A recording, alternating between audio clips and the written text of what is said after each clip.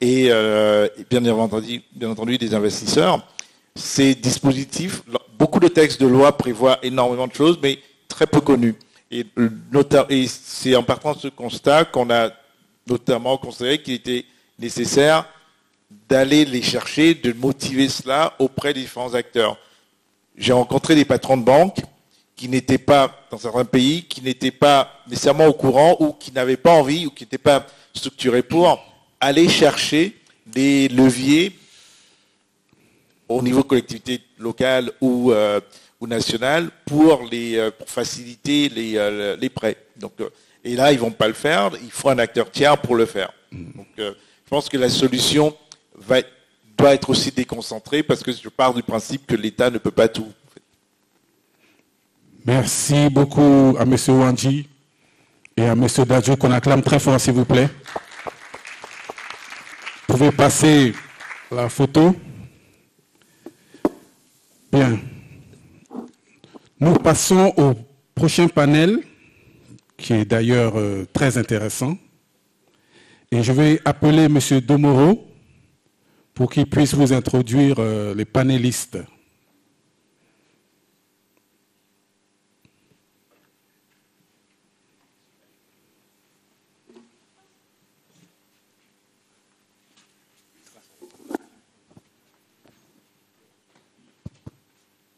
Monsieur Domoro, qu'on acclame très fort, s'il vous plaît.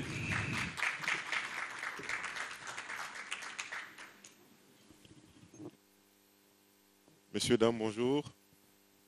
Je suis Sidney Domoro, avocat conseil juridique, et j'ai l'honneur d'animer et de modérer ce panel qui est intitulé Arrêté de concession définitive. La nouvelle réglementation à venir affaiblit-elle la sécurité juridique du titulaire? Et pour ce panel, j'ai le plaisir d'accueillir sur scène 3 panélistes, 2 dames et un homme. Donc vous voyez que nous sommes très soucieux de la promotion du genre. Donc je vais d'abord accueillir Madame Salimata India, qui est la présidente fondatrice du groupe Twins Immobilier.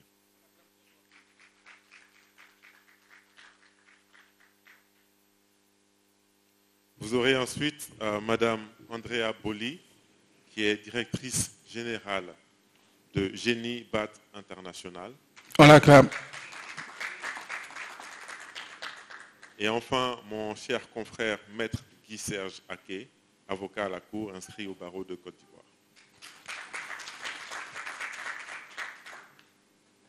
Compte tenu de la contrainte de temps que nous avons, je vais laisser à chacun faire des présentations rapides de son activité, de ce qu'il ou elle fait dans son groupe. Et ensuite, on enchaînera avec une question assez juridique, qui est la présentation du régime de l'ACD et du régime général de la propriété foncière en Côte d'Ivoire, présentation faite par Maître Aké.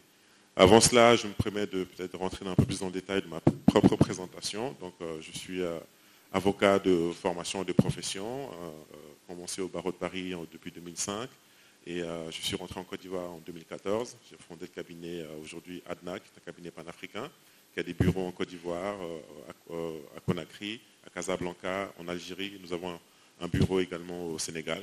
Nous intervenons sur beaucoup d'opérations, 4 piliers fondamentalement: le financement et les opérations de financement structuré.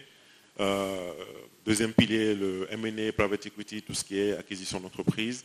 Troisième pilier, les grands projets, les partenariats publics-privés. Et le 4e pilier, ce sont les arbitrages internationaux, notamment dans le secteur des investissements. En termes de secteur, nous touchons plusieurs secteurs, notamment le secteur de l'immobilier, mais aussi secteur des services financiers, secteur de l'éducation, etc. Et je suis ravi de voir certains visages connus ici, certains étant aussi de mes clients, et je les remercie.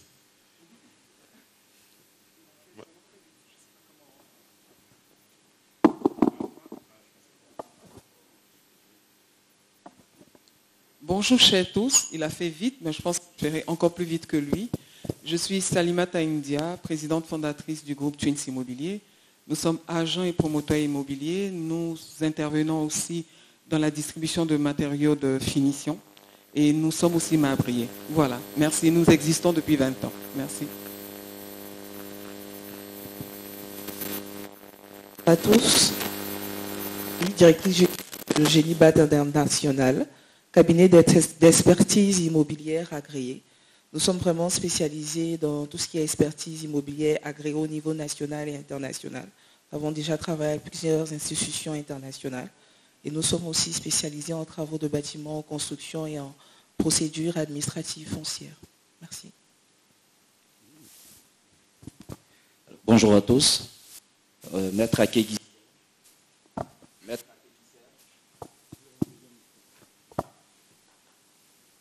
Allô. Alors, Maître Akegui Serge, avocat au barreau de Côte d'Ivoire, depuis 9 ans maintenant, associé fondateur donc, du cabinet Sombo Kwao Ake Awana. Alors, il faut savoir que c'est un cabinet qui existait depuis les années 80. Maître Sombo, père, qui a fondé ce cabinet, était avec son épouse, Maître Kwao, père son âme qui est décédé. Et donc, c'était un cabinet qui était spécialisé surtout dans le domaine des assurances. Et nous avons décidé de restructurer ce cabinet-là avec Maître son beau-fils qui est aussi avocat. Donc aujourd'hui, nous sommes 3 associés dans ce cabinet. Et particulièrement, moi, je suis spécialisé dans tout ce qui est ingénierie financière. Parce que j'ai un diplôme en droit de l'ingénierie financière et je suis en train de faire de l'ingénierie financière même. Donc je suis carrément du domaine du droit sur le campus de la faculté des sciences éco. Et en dehors de ça, je suis passionné par le foncier, donc tout ce qui est procédure administrative et foncière, je suis là-dedans et en recouvrement de créances, notamment tout ce qui concerne les saisies immobilières, etc. Voilà. Parfait, merci. Merci beaucoup, mon frère. Merci, mesdames, pour cette brève présentation. Alors, le sujet qui nous concerne aujourd'hui, c'est dans le milieu des acteurs du secteur de l'immobilier. C'est celui de l'évolution de la réglementation relative à l'ACD et de manière générale relative au droit foncier. Parce que, bon, vous savez, en tant qu'acteur du secteur immobilier, la propriété foncière est fondamentale. Lorsque vous faites un audit juridique et financier pour justement vous assurer de la bancabilité du projet, c'est-à-dire la capacité du projet à intéresser un banquier qui va aller risquer ses fonds, notamment en prêt, il va d'abord vous demander okay, quel est votre droit foncier, quel est le titre de propriété que vous avez. Et donc toute évolution du régime financier, du régime juridique du titre foncier est évidemment un sujet d'intérêt pour les professionnels. Et c'est l'objet de ce panel. Et mon confrère Maître Ake donc, a accepté de nous présenter de manière assez synthétique, évidemment, le contexte de cette évolution en nous parlant de l'état actuel du droit positif et des évolutions prévues. Confrère, si vous voulez bien. Merci. Alors, j'avoue que quand j'ai regardé le thème, ça m'a paru un peu bizarre parce qu'on nous dit ACD arrêté de concession définitive, la nouvelle réglementation à venir affaiblit-elle la sécurité du titulaire? Bon, ça peut laisser penser qu'on a vu peut-être des dispositions donc, légales qui font croire que désormais, celui qui a un ACD, il y a des risques qu'on puisse le déposséder de son titre. Apparemment, ce n'est pas le cas. Parce que quand on a vu même les journaux sur la réglementation à venir, on nous a dit que c'est désormais l'ACD qui sera inattaquable. Donc, c'est peut-être sous ce prisme-là que nous allons donc, faire notre présentation de ce matin. Donc, pour moi, si on veut parler d'une réglementation à venir pour savoir si ça affaiblit ou si ça n'affaiblit pas le titulaire de l'ACD, il faut voir d'où on vient. D'où on vient. Alors, d'où on vient, c'est depuis longtemps, hein, depuis les années 1932, que les premières réglementations pour savoir est-ce qu'on peut immatriculer une terre ont été prises. Donc, avant, pour pouvoir obtenir un titre de propriété sur une parcelle, quasiment nous tous nous le savons, il fallait demander une attribution de cette parcelle-là. Donc, vous venez vous justifier que vous avez un lien de droit avec la parcelle, notamment vous avez votre attestation de propriété coutumière par exemple, vous avez votre attestation de plantation, en tout cas, vous justifiez que sur cette parcelle-là, c'est vous qui avez des droits coutumiers à faire valoir. Et donc, l'administration vous délivrait une lettre d'attribution. Et à partir de cette lettre d'attribution-là, avec l'évolution de la législation, notamment les décrets de 71, etc., l'année fiscale de 2002, on nous dit qu'on pouvait se faire délivrer une attestation, enfin, un arrêté de concession provisoire. À la suite de l'arrêté de concession provisoire, on pouvait se faire délivrer un arrêté de concession définitive. et ensuite, après avoir payé donc les droits de l'État, se fait délivrer un certificat de propriété foncière. Donc, voici brièvement ce qu'il fallait faire avant pour pouvoir obtenir un titre de propriété définitif sur une parcelle du domaine foncier urbain. Alors, le certificat de propriété, une fois qu'on l'avait, avant en tout cas, il était quasiment inattaquable. Voilà, parce que le décret de 1932 parlait de l'immatriculation, disait qu'une fois qu'une terre est immatriculée, on ne peut plus revenir au système ancien. C'est-à-dire, cette terre-là ne pouvait plus être en griffe dématriculée. On ne pouvait pas enlever son numéro d'immatriculation. C'était inattaquable. Qu'est-ce qui s'est passé? On s'est rendu compte qu'avec l'évolution donc de la législation, il fallait passer, alors peut-être pour présenter rapidement les avantages et les inconvénients de l'ancien système, parce que avec l'analyse du Conseil d'État, c'était qu'avec les anciens tests, on était plus en sécurité. C'est vrai que les procédures étaient très longues, mais on était plus en sécurité. Pourquoi? Parce que pour avoir l'arrêté de concession définitive, il fallait mettre la terre en valeur. Donc vous n'êtes pas totalement propriétaire de la parcelle parce que vous n'avez pas votre certificat de propriété, mais il faut mettre la terre en valeur pour avoir l'arrêté de concession définitive et pouvoir prétendre donc au certificat de propriété. Du coup, dès lors que vous avez déjà votre lettre d'attribution, la lettre vous oblige même déjà à faire déjà des constructions primaires, celui qui se dit qu'il est peut-être propriétaire ou titulaire de droit sur cette parcelle peut déjà se manifester, peut déjà venir dire, ah mais bon, ce terrain, on vous l'a attribué, ce n'est pas normal, je vais me plaindre à l'administration, de sorte qu'il n'y a pas encore de titre définitif, mais déjà le contentieux peut être lancé. Ce qui n'est pas le cas avec ce que nous allons voir un peu plus tard. Donc déjà avant, c'était possible, avant même que la personne obtienne un titre de propriété définitive, de lancer déjà le contentieux, notamment devant les juridictions civiles, trouble de jouissance, enfin tout ce qu'on peut dire, et si éventuellement on a la possibilité, on attaquait soit l'arrêté de concession provisoire, soit la lettre d'attribution, soit l'arrêté de concession définitive, puisque c'était des titres administratifs.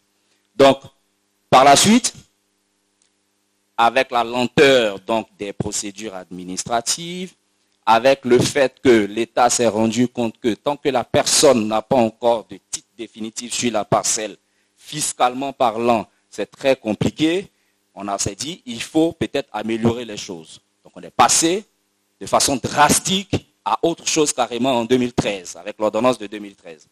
Donc l'ordonnance de 2013 et son décret d'application sont très clairs. Désormais, pour dire qu'on est propriétaire d'une parcelle sur le domaine foncier urbain, il faut avoir un arrêté de concession définitive. Donc on saute toutes les étapes. Vous venez justifier que vous avez un lien de droit sur la parcelle à l'administration, vous constituez un dossier, vous déposez, ça suit tout le circuit. Quand ça sort, vous payez les droits de cession de l'État directement, vous êtes propriétaire de la parcelle.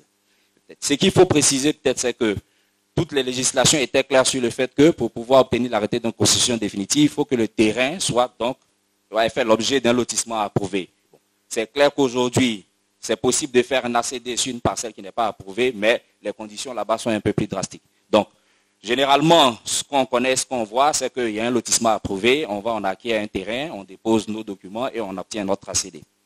Donc, ce qui s'est passé, c'est que les gens se sont rendus compte que pour pouvoir faire un lotissement, les conditions ne sont pas aussi compliquées que ça. Il faut venir présenter donc un dossier. Le seul élément peut-être qui pouvait gêner, c'est qu'il faut faire une enquête de commodo 1 commodo. Mais l'enquête de commodo 1 commodo était très mal réglementée. On dit le maire lance une enquête, il fait une publication dans un journal, ça passe à la radio une fois, il a 30 jours et au-delà de ça, il fait sortir son avis. Résultat des courses avec ça, c'est qu'on s'est rendu compte qu'on fait des enquêtes dans des bureaux.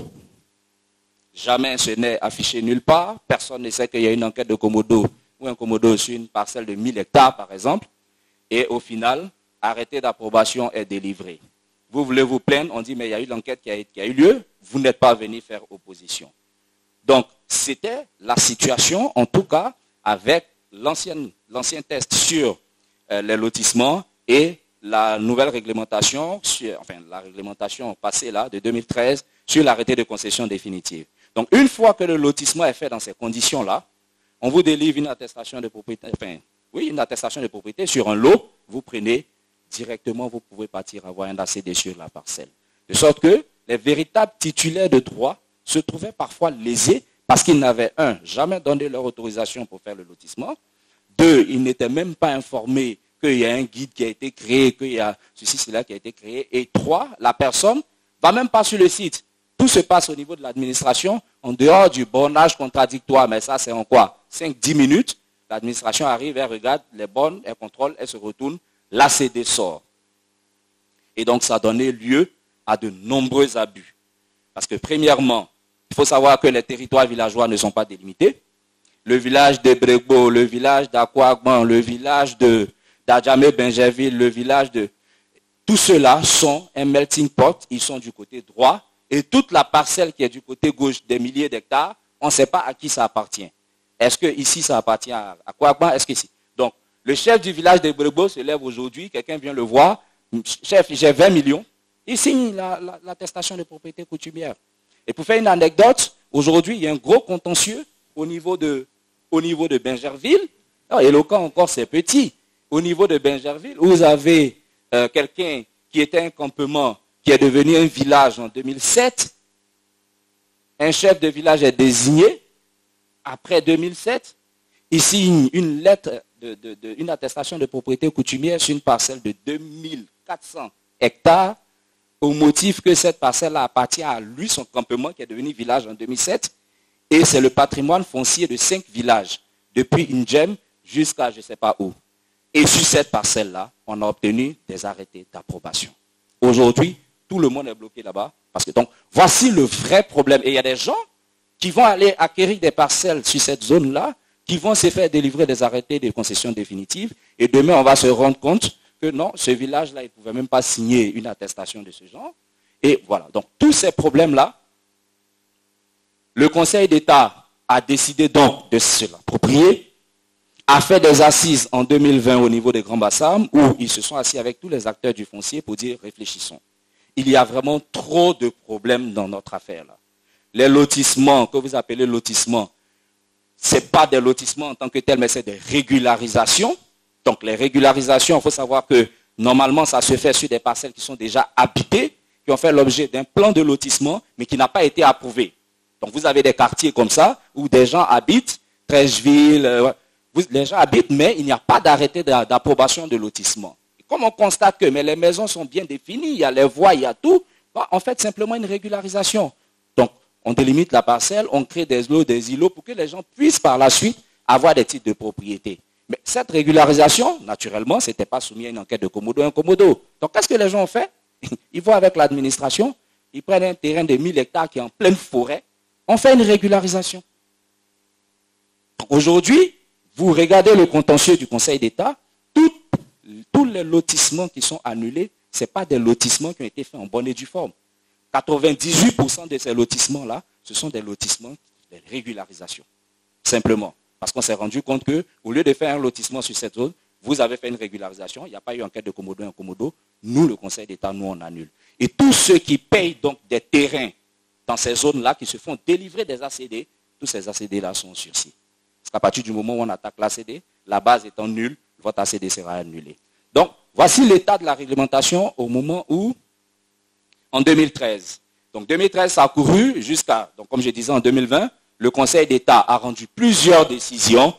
Il y a bien sûr d'autres éléments qui permettaient également d'annuler les ACD, tels que les faux qui étaient faits sur les documents administratifs. L'administration elle-même qui délivrait 2 fois, 3 fois des lettres d'attribution, des arrêtés de concession sur les mêmes parcelles. On a plusieurs décisions dans ce sens-là.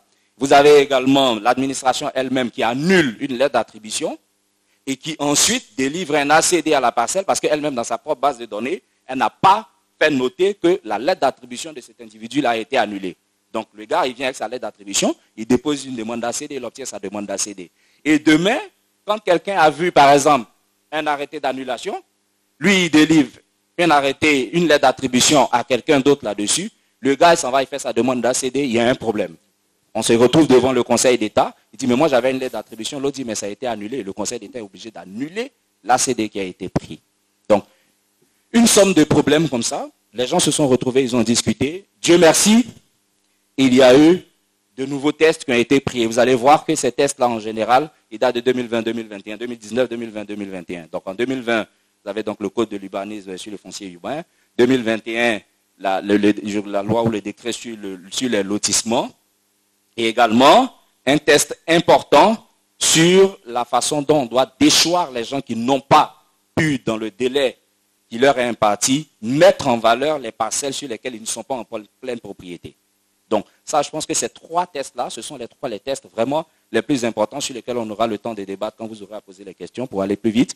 Donc, avec ces 3 tests-là, un certain nombre de problèmes ont été adressés. Le premier problème, ce sont les lotissements.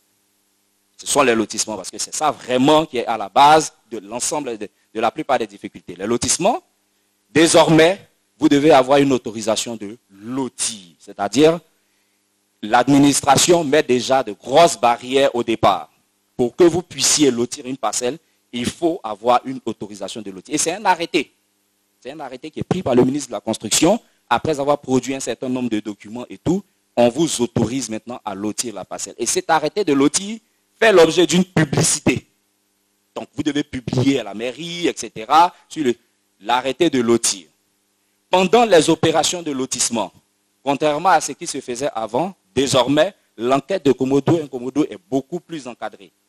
Donc, vous devez faire dans 3 parutions dans les annonces, ça doit être fait en langue locale, les chefs des villages environnants doivent être notifiés de votre procédure de lotissement, le comité qui a mis, le dossier même de lotissement peut être consulté à la mairie par tout individu qui veut le consulter. Donc, le commissaire enquêteur doit mettre le dossier à sa disposition et tout. Et donc, une fois que tout ça est fini, la commission se réunit. Si l'avis favorable est pris, ça part au ministère de la Construction. Il délivre donc l'arrêté d'approbation. Il y a une publicité également dans l'arrêté d'approbation. Donc, les chefs de village également sont notifiés. On placate sur le site, le numéro, en tout cas partout. Comme on le dit là, afin que nul n'en ignore. Pour que tout le monde soit informé de ce que, depuis le départ, il y a une approbation qui a été d'être faite sur cette parcelle. Et mieux, désormais, contrairement à ce qui se passait avant, la loi est très claire. Vous ne pouvez pas vendre une parcelle dans un projet de lotissement tant que vous n'avez pas achevé tout le processus. Et tout ce processus-là, ça va jusqu'à l'application du lotissement sous la surveillance du ministère de la Construction qui vous délivre donc une attestation de fin de lotissement et tout ça. Et il doit avoir un procès verbal même délivré par un commissaire de justice qui établit que toutes les étapes ont été accomplies. Ce n'est qu'à la suite de tout ce processus-là que vous pouvez maintenant commencer à commercialiser les parcelles qui sont issues de ce lotissement-là. Donc, confrère, il y a... Oui. Pardon, confrère. Non, je voulais juste, ayant en tête le timing, d'accord. Je connais vraiment la passion avec laquelle... Donc, juste une minute et je finis. Voilà. Surtout savoir si, à votre avis, il y a dans les propositions à venir, les évolutions à venir, des éléments qui pourraient fragiliser justement D'accord. Alors, donc, ce que je voulais dire pour finir rapidement, c'est que donc il y a ça, ce problème des lotissements qui plus ou moins va être corrigé. Deuxièmement, la question des parcelles, parce que ce que je veux dire, c'est que j'essaie de faire en sorte que la problématique qu'on a posée puisse coller avec les décisions du Conseil d'État. Parce que c'est vrai qu'il y a beaucoup de problèmes, mais ce n'est pas tous ces problèmes-là qui aboutissent à l'annulation des ACD. Donc, les gros problèmes généralement qui sont soulevés devant le Conseil d'État, c'est la question des régularisations et lotissements, c'est la question des doubles attributions des parcelles de terrain. Donc, sur cette question-là, j'en discutais hier même avec le directeur des cabinets du ministre, la nouvelle réglementation est très claire. Désormais, on a donné un délai pour ceux qui ne sont pas en pleine propriété. Donc, vous avez une lettre d'attribution, vous avez un arrêté de concession provisoire. Vous devez absolument mettre en valeur votre parcelle dans un délai.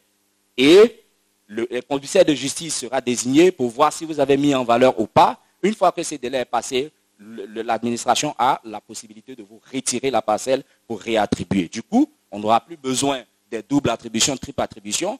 On suit ce processus-là normalement et on vous retire le terrain pour pouvoir le réattribuer. Le Conseil d'État sera confortable puisque ce que le Conseil d'État exigeait, c'est qu'on puisse prendre un arrêté donc, de retrait avant de réattribuer. Donc, la nouvelle réglementation à venir, si vous voulez, elle vise à faire la synthèse ou à tirer les conséquences de toute cette réglementation qui a été mise en place.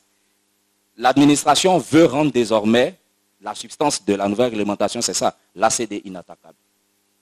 En plus, donc, pour pouvoir finir, du SICFU qui a été créé pour pouvoir mettre en synergie tous les services qui interviennent dans la chaîne donc, de production des ACD. Veut rendre l'ACD inattaquable. Donc, si vous voulez, la substance du test à venir, c'est vraiment ça. Dire que, désormais, à partir d'un certain délai, c'est-à-dire une fois qu'on a publié l'arrêté d'approbation et qu'on a notifié à tous les villageois, on ne peut plus faire, à partir de 2 mois après cela, on ne peut plus attaquer l'arrêté d'approbation. Également pour l'ACD, parce qu'il faut savoir que désormais les ACD seront publiés. Donc, une fois que votre ACD est pris, c'est publié à la mairie, c'est publié donc, dans les bureaux, comme ils le disent là, de la circonscription, à partir d'un certain délai, l'ACD sera inattaquable. Ça, c'est vraiment ce qui est envisagé. Il faut préciser que le test n'est pas encore pris, il n'est pas encore passé au vote à l'Assemblée nationale, donc il n'a pas été promulgué ni publié. Voilà. Exactement. Et je pense qu'on peut préciser de toute façon que si dans le processus d'attribution ou d'acquisition de l'ACD, il y a eu, comme disait mon confrère, par exemple, des cas de fraude avérés, évidemment, rien ne résiste à la fraude. Voilà. S'il y a eu des cas de fraude, pas parce que votre ACD a été publié, mais si le process n'a pas été suivi, vous serez quand même, l'ACD sera quand même annulé. Voilà. Alors, merci beaucoup, confrère. Madame Dia, au vu de ce que vient de dire Maître Aké, quel est votre, en tant que promoteur et acteur majeur de ce secteur en Côte d'Ivoire, quelle est votre perspective? Je remercie Maître. Il a fait un brillant exposé de la production, en tout cas des titres fonciers en Côte d'Ivoire. Je comprends bien, l'enjeu, c'est de sécuriser complètement la production des titres fonciers, hein, pour que derrière, il puisse y avoir un marché hypothécaire, pour que les investisseurs soient beaucoup plus à l'aise. C'est intéressant. Notre salon, le thème de ce salon, cette année, c'est la nécessité d'une approche holistique dans les investissements immobiliers. Et moi, quand je lis le test, hein, dans sa formulation actuelle, il y a des éléments qui m'interrogent. Par exemple, l'article 272, je sais que tout à l'heure, on en parlait un peu, la procédure est plus longue. C'est bon, c'est pas bon, on verra. Elle va s'exprimer certainement là-dessus. L'article 272 m'interpelle de la proposition de loi, du projet de loi. Vous pouvez lire l'article, moi je ne l'ai pas sous les yeux, vous ne l'avez pas, devrait nous interroger parce qu'on dit clairement que c'est bon, l'ACD inattaquable. Il a dit tout à l'heure que la fraude corrompt tout. Malheureusement, dans les tests, ce n'est pas ce qui est dit. On limite clairement les droits des détenteurs en cas d'annulation du lotissement. Donc, en cas d'annulation du lotissement, si par exemple les populations villageoises ont été lésées, en cas d'annulation, ben, les ACD produits restent valables. Ça veut dire que les propriétaires terriens, pour moi en tout cas, ils risquent fort d'être lésés dans la formulation actuelle de ce test-là. Et ça va créer nécessairement des troubles. Parce que les gens vont avoir des ACD, c'est fait directement au ministère, mais lors de la mise en valeur des parcelles, mais il y aura nécessairement des troubles à l'ordre public, ça c'est clair.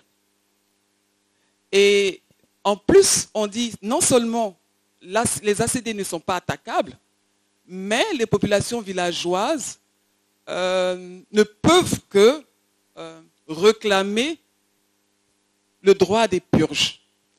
Et le droit à ces purges-là, il faut en plus démontrer qu'on a droit à ces purges-là. Donc, du coup, on met à leur charge l'obligation de solliciter la purge des droits. Aujourd'hui, il y a beaucoup de populations, beaucoup de communautés villageoises, les Achans, qui s'organisent pour justement conserver le peu de terre qui leur reste et qui souhaiteraient plutôt être en partenariat avec des promoteurs immobiliers pour développer des projets. Donc, lorsqu'il y a un lotissement lorsqu'il y aura un lotissement sur leur parcelle, si on garde cette formulation-là, ben, elles n'auront rien du tout. Donc, maître, est-ce que vous êtes d'accord avec ça? Moi, personnellement, je me dis, si on veut régler le problème de la sécurité foncière, si on veut avoir une approche holistique, on est obligé d'intégrer pas les souhaits c'est pas les droits des propriétaires terriens, de sorte à créer un équilibre qui soit équitable pour tous. Voilà ce que je voulais ajouter. Alors c'est très intéressant parce que bon, le Conseil d'État, Dieu merci, a été consulté sur ce test-là. Et sur l'article 272 dont vous parlez justement, ils ont été très clairs. Je vous le lis très rapidement. Cet article rend inattaquable un ACD délivré sans qu'aient été purgés les droits coutumiers. Il va sans dire que sans l'accord préalable des propriétaires terriens, on peut se faire délivrer un ACD, quitte aux détenteurs de droits de se faire indemniser. C'est ce que vous venez d'expliquer. C'est la porte ouverte à tous les abus. Ça, c'est ce que le Conseil d'État a écrit noir sur blanc dans ses observations qu'elle a portées à l'attention de l'Assemblée nationale sur l'article 172. Cet article 172, d'ailleurs, est en contradiction avec la loi relative au domaine foncier rural. En effet, dès lors que les droits sont reconnus aux détenteurs de droits coutumiers, on ne peut pas en même temps les empêcher de consolider leurs droits sur les dites parcelles par le simple fait qu'un arrêté de concession définitive a été délivré. En conclusion, il faut conditionner la délivrance des arrêtés de concession définitive sur des parcelles sur lesquelles il existait des droits coutumiers à la purge préalable des dits droits. Et puis, il y a autre chose aussi. Le même article 272 dit clairement que les droits coutumiers ne sont pas cessibles. Or, les droits coutumiers ne sont pas cessibles. Ça, ce n'est pas l'article 272, ça c'est depuis longtemps. Oui, ne sont pas cessibles, mais moi, par rapport à la production des ACD, maître, je me rends compte à la pratique que dans le dossier de demande d'ACD, on nous demande tout lien avec la parcelle et généralement, ce sont les lettres d'attribution villageoises, là, les attestations villageoises, là, qui sont la base du dossier de demande d'ACD. Donc, je me pose toujours la question de savoir, mais comment ça peut se faire? Alors, comment ça peut s'écrire, se formuler de cette façon-là dans la loi? Alors, la loi est claire. Les droits coutumiers ne sont pas cessibles. Quand vous décidez que votre parcelle de terrain qui est issue d'un lotissement qui fait 600 mètres carrés, vous vous êtes entendu avec quelqu'un, c'est vraiment votre problème, ce n'est pas le problème de l'administration. Comment on appelle ça, l'attestation de propriété coutumière doit être délivrée en son nom, mais vous venez de lui créer à lui des droits coutumiers sur la parcelle. Mais ça, c'est entre vous et cette personne. Voilà, donc l'administration ne demande pas votre attestation de cession. L'administration ne demande pas combien vous avez pris. Par contre, quand c'est un terrain qui est en pleine propriété, pour qu'on puisse faire, par exemple, la mutation du certificat de propriété foncière, on vous demande d'envoyer votre acte notarié qui prouve que vous avez cédé vos droits. Donc, si vous voulez, le test est là. En griffe, nous on dit qu'il est tombé en désuétude parce qu'il n'est pas appliqué en griffe, mais le test, il existe. De sorte que vos droits coutumiers, vous ne pouvez pas les céder à quelqu'un d'autre. S'il doit avoir, par exemple, purge des droits coutumiers, vous pouvez pas venir dire à l'administration, vous avez fait la liste des personnes qu'on doit dédommager, dont les droits doivent être purgés. Moi, j'ai cédé pour moi, comme une cession de créance à quelqu'un d'autre, dédommager cette personne. Non. Voilà. Parce que justement, la purge des droits coutumiers, si c'était possible de céder, ça allait obérer les charges de l'État, parce que moi, j'ai vendu à 10 000, vous ne pouvez pas venir me purger mes droits à 2 000. Voilà. Merci beaucoup, confrère. Je voulais peut-être aussi donner l'occasion à Mme Boli de pouvoir réagir à ce qui a été dit. Je pense que M. Aké a fait une brillante présentation de l'ACD. Ce qui me dérange un peu avec ce projet de loi, c'est qu'elle dit que pour les arrêtés d'approbation qui seront annulés, l'acquéreur de bonne foi est protégé. Donc, ce qui veut dire qu'on ne peut pas attaquer un ACD qui est acquis sur une parcelle approuvée. Et ça constitue un véritable problème. Parce que si des individus réussissent à obtenir à 60% des ACD sur des parcelles qui font l'objet d'annulation, ça veut dire qu'on ne peut pas vraiment faire grand-chose. Et c'est un problème. Ouais, et aussi la mise en place du SICFU. C'est vrai que le SICFU existe, mais je pense qu'en réalité, je ne vois pas vraiment le rôle du SICFU. Parce que lorsqu'aujourd'hui, on met en place l'autorisation de lotir qui alourdit encore la procédure, on demande aux opérateurs de faire une convention de PUJ qui met du temps. Donc, la procédure d'ACD devient encore plus longue. Relativement à la procédure de demande d'approbation, aujourd'hui, l'arrêté d'approbation est signé et par le ministre de l'Intérieur et par le ministre de la Construction. Donc, la procédure devient doublement longue. Donc, c'est vrai qu'on met en place des réformes pour aider, pour sécuriser, mais il faudrait qu'on essaie aussi de permettre aux professionnels de l'immobilier de pouvoir entrer en possession des titres pour pouvoir faciliter l'accès aux titres de propriété à tout le monde. C'est vraiment ça le problème pour moi. Exactement, merci beaucoup pour votre contribution. Je pense que les sujets sont nombreux et c'est la pratique qui va, en tout cas on attend évidemment que le texte soit quelle serait la mouture définitive reformuler, que le texte soit reformulé. Voilà, quelle serait la mouture définitive qui serait... Elle sera reformulée, maître. D'accord. Ok. Oui.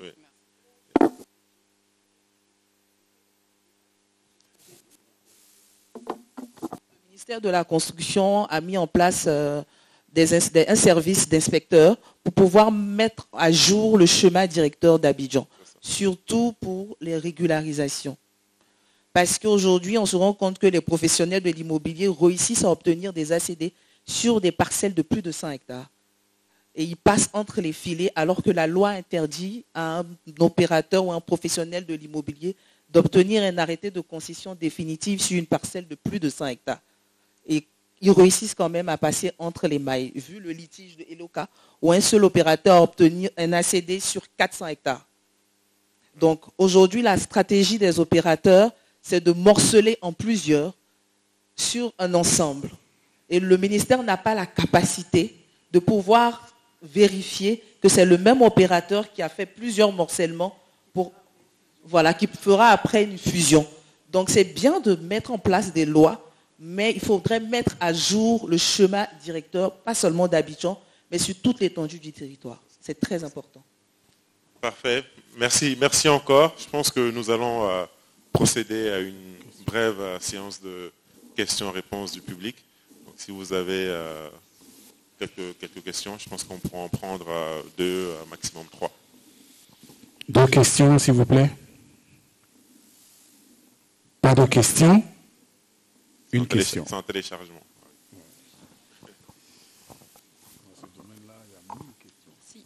Bonjour, Geneviève Langlois. Je fais partie des Marseillais de l'immobilier en Afrique, aux côtés d'Antoine Valadé qui est derrière moi. Je suis promoteur immobilier depuis très longtemps. Ce que vous venez d'exposer est très intéressant. Et l'évolution correspond à ce qu'on connaît en France au niveau des autorisations administratives. Vous parlez de délais très longs.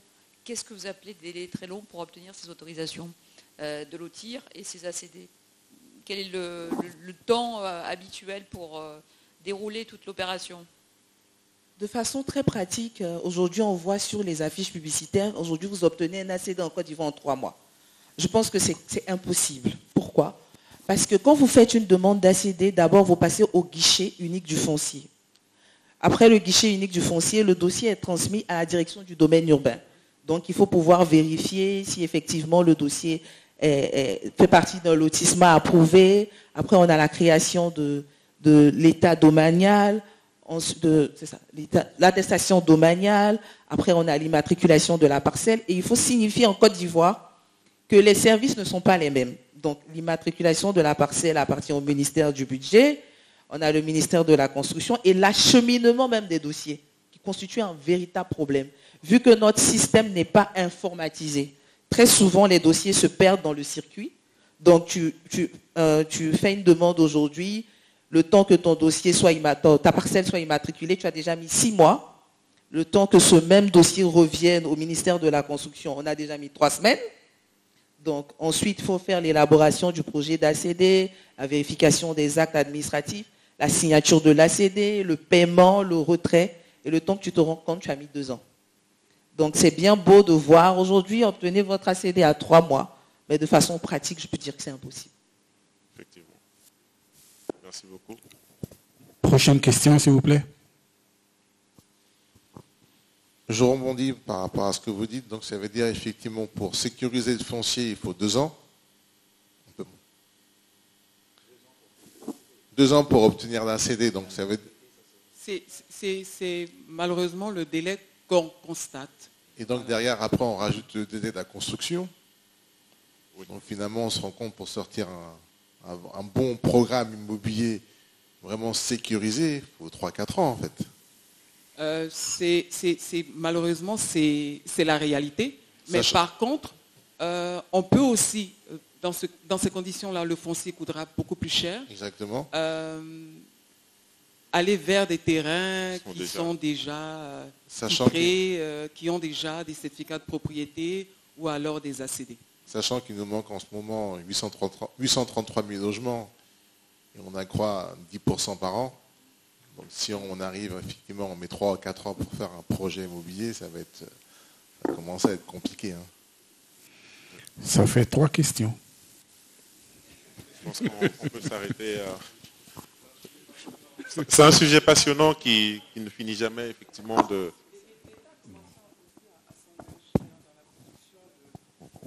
L'État a commencé aussi à s'engager dans la production de foncier, de foncier mis à la disposition des promoteurs immobiliers.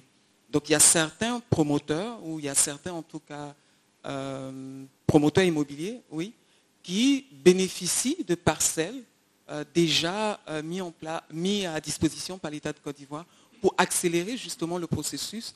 On parle de tous ceux qui se sont inscrits dans les logements sociaux. C'est vrai que, bon, parler des logements sociaux aujourd'hui, ça va soulever d'autres questions, mais c'est pour dire qu'il y a quand même des parcelles mises à disposition par l'État pour la production des logements. Le dernier petit point que je voulais ajouter en 10 secondes. Ok, le dernier point, s'il vous plaît. En 10 secondes, c'est de dire, si vous voulez acheter des terrains, si vous voyez arrêter de régularisation, s'il vous plaît, éloignez-vous des arrêtés de régularisation. Merci bien, on les acclame très fort, s'il vous plaît. Un sujet très intéressant qui peut